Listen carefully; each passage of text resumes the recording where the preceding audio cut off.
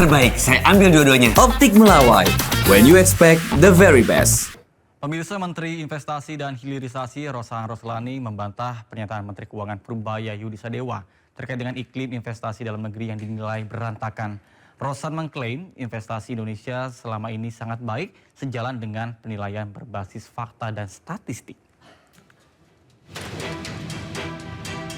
Dalam rapat kerja dengan Komisi 12 DPR RI, Menteri Investasi dan Hilirisasi yang juga Kepala BKPM Rosan Roslani membantah pernyataan Menteri Keuangan Purbaya Yudi Sadewa terkait iklim investasi dalam negeri yang dinilai berantakan dan kalah bersaing dari Vietnam dan Malaysia. Menurut Rosan, iklim investasi Indonesia selama ini sangat baik, sejalan dengan penilaian berbasis fakta dan statistik. Rosan juga menyebut keberadaan peraturan pemerintah nomor 28 tahun 2025 menjadi bukti perbaikan iklim investasi. Keberadaan PP tersebut justru mempercepat proses perizinan lintas kementerian. Intinya memang kami di Kementerian Investasi ini mencoba terus meningkatkan iklim investasi secara terus-menerus, termasuk dengan beberapa usulan kebijakan yang sudah kami lakukan, diantaranya tadi kami sampaikan dengan adanya PP nomor 28. Karena memang betul pimpinan bahwa kita ini berkompetisi nih dengan negara-negara tetangga, dengan negara ASEAN lainnya, itu kita memang berkompetisi. Kita berkompetisi dan kita juga melihat mengcomparable apa kebijakan-kebijakan dari negara-negara tetangga tersebut yang harus kita juga pantau dan kalau bisa kita bisa lebih baik. Rosan mengklaim perbaikan iklim investasi tercermin dari realisasi investasi yang mencatatkan kinerja positif. Hingga kuartal 3 2025, realisasi investasi telah mencapai Rp1.400 triliun atau mencapai 75,3% dari target yang ditetapkan senilai Rp1.900 triliun.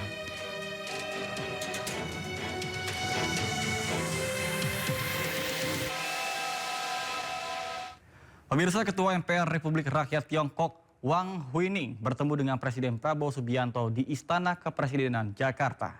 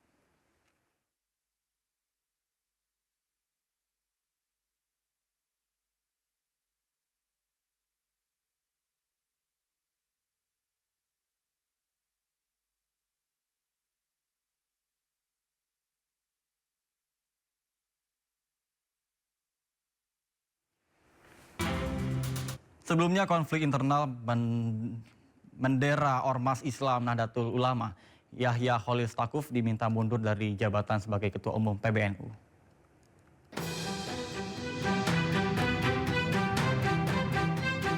Desakan mundurnya Yahya Khalil Stakuf datang dari hasil rapat harian Syuriah PBNU yang hasil pertemuannya beredar di media sosial.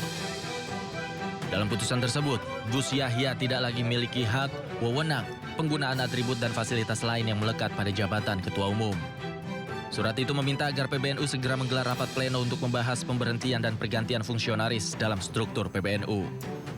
Putusannya adalah Kiai Haji Yahya Khalil Stakuf harus mengundurkan diri dari jabatannya dalam waktu 3 hari. Jika tidak, dalam waktu 3 hari tidak mengundurkan diri, maka keputusan rapat harian Syuriah PBNU memutuskan untuk memberhentikan beliau dari jabatannya Ketua Umum PBNU. Di sisi lain, Gus Yahya menolak pemberhentian dirinya sebagai Ketua Umum PBNU. Gus Yahya mengatakan, desakan mundur terhadap dirinya berasal dari informasi yang belum terkonfirmasi dan fitnah. Dalam setiap dinamika yang melibatkan pro kontra seperti ini, orang selalu menyebut-nyebut unsur politis. Tapi ini politiknya siapa, untuk siapa, hari ini kita belum bisa melihat apa-apa. Yang ada sebetulnya adalah terutama perbedaan pendapat, perbedaan persepsi, dan informasi-informasi yang belum diklarifikasi dengan tuntas. Ia mengklaim hasil rapat harian Syuriah PBNU yang memecat dirinya tidak sah. Gus Yahya menilai surat keputusan itu tidak memenuhi aturan standar administrasi PBNU. Tim Liputan iNews melaporkan. Informasi lainnya pemirsa, imbas cuaca ekstrim, harga sayur mayur melambung tinggi di sejumlah daerah. Bahkan kenaikan tertinggi terjadi pada harga cabai yang menembus Rp75.000 hingga Rp80.000 per kilo, nyaris naik 100% dari harga normal. Cuaca ekstrim hujan deras belakangan ini berimbas pada harga sayur mayur yang kompak melambung tinggi. Di pasar tradisional Gamping, Sleman, Yogyakarta, harga sayuran seperti wortel, kubis, tomat, dan bawang-bawangan kompak naik sekitar Rp4.000 hingga Rp8.000 per kilogram. Yang paling tinggi harga cabai rawit merah yang mencapai Rp75.000 per kilo, naik hampir 100% dari harga normal Rp50.000 per kilo. Harga bawang merah juga naik jadi Rp50.000 dari sebelumnya Rp40.000-an.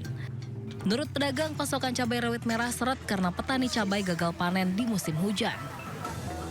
Harga sayur mayur meroket juga terjadi di Pasar Rebo, Purwakarta, Jawa Barat.